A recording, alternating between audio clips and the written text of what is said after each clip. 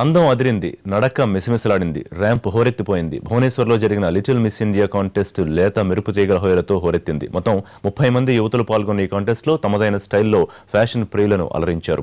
ఈ కాంటెస్ట్లో బెంగళూరుకు చెందిన యువతి విన్నర్గా నిలిచింది. మొత్తం 11 లక్షల ప్రైజ్ మనీని పట్టుకుపోయింది. రెండో స్థానంలో హైదరాబాద్ బ్యూటీ స్వప్న నిలవగా, మూడో రన్నరప్గా భూమిక నిలిచింది. ఈ నెల 13 నుంచి 16 వరకు జరిగిన సెలక్షన్స్ లో మొత్తం 600 మంది యువతులు పోటీ పడగా వారిలో 30 మందిని ఎంచుకుని భువనేశ్వర్లో లిటిల్ మిస్ ఇండియా కాంటెస్ట్ నిర్వహించారు.